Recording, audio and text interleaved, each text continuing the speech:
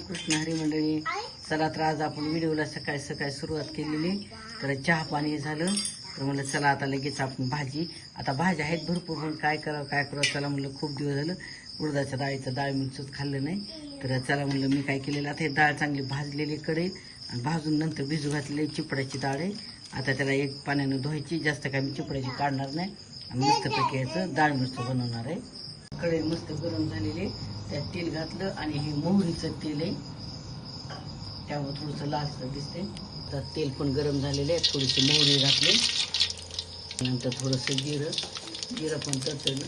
मसाला लसूण असा कट केलेला कुटलेला नाही, ते पण असे बारीक बारीक तुकडे केलेले. एक लाल मिरच्या 2 घेतलेल्या कट करून, एक कट केलेला एक कांदा, पुरासा कढीपत्ता घेतलेला आहे.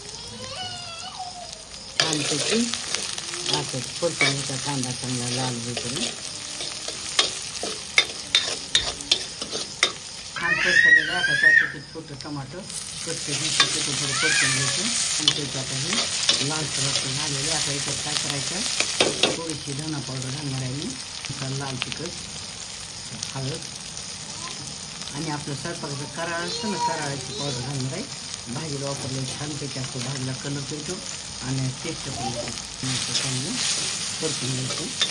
मी जास्त तिखट नाही करणार कारण आता उन्हाळा आहे ना, जास्त तिखट नाही खावायचं, पोटात अगोदर एकदम कमी तिखट, कारण तिखट जास्त पावडर जास्त तिखट नाही. छानपैकी परतलेले. आता मी नाही काही उडदाची डाळ एकच पाणी धुतलेलं आहे कारण साल ठेवलेले, साला सेट करणार आहे.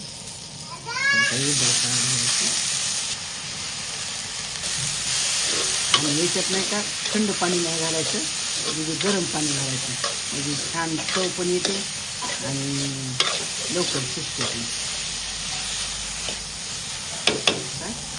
मीठ घालायचं.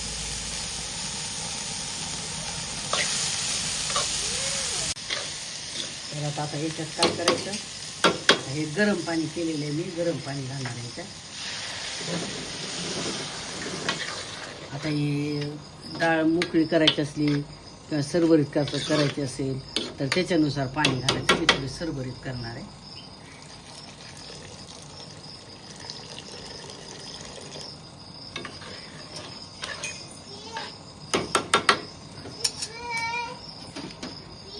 कमी जास्त पडलं तर आणखीन पाणी गरम करून टाकता येते.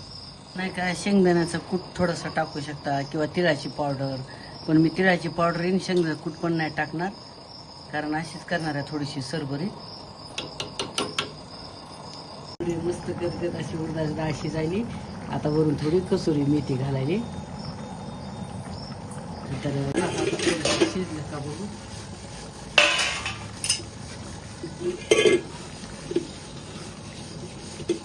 कारण डाळ थोडीशी उशीर शिजते, लवकर शिजत नाही, टाईम आहे आणखीन.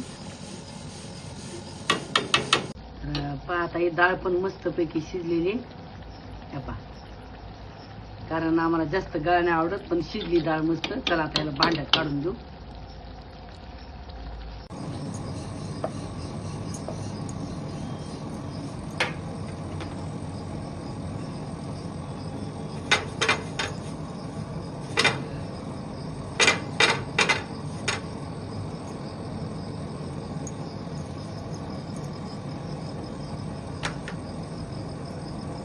कारण आमच्या इथं सकाळी सकाळी जेवायला लागतं, त्यामुळे चला म्हणलं लवकर लवकर होते दोन्ही. आता कसं सगळीकडेच गॅसची टंचाई चालू आहे.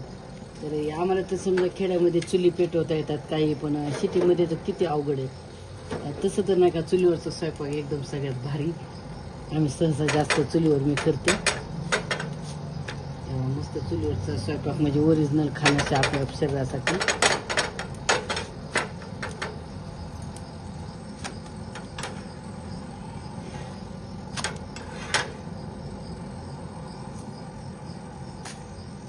तर झाल्या मंडळी चपात्या करणं. तर काय करायचं कधी बी, आता ही चपात्या मी काय केल्या, पूर्ण चपात्या नाही का अशा पसरून ठेवल्या होत्या, अशा पूर्ण, आणि एक 5 मिनिट पसरून ठेवल्या. नंतर मी अशा एकावर एक ठेवल्या. कधी केल्या ना तर अशा पसरून ठेवायच्या आणि 5 मिनिटानं एकावर एक ठेवायच्या. मग ती चपाती नाही का दुसऱ्या दिवशीपर्यंत खराब होत नाही. आणि आपण जर तयार एकावर एक भाजलेली चपाती अशी एकावर एक करून जर ठेवली ना तर ते नरम राहतात पण लवकर इट ती खराब होती, म्हणून कधी असं टोपल्यावर पसरून ठेवायच्या आणि नंतर मग डब्यामध्ये एखादे ठेवून द्यायचं. पोळ्या थंड झाल्या ना की पूर्ण पोळ्या अशा कधी 5 मिनिटं अशा पसरून ठेवायच्या टोपल्यामध्ये, छान राहतात. तर आता कपडा टाकून याच्यात पोळ्या ठेवल्या, याचं झाकण आण बरं.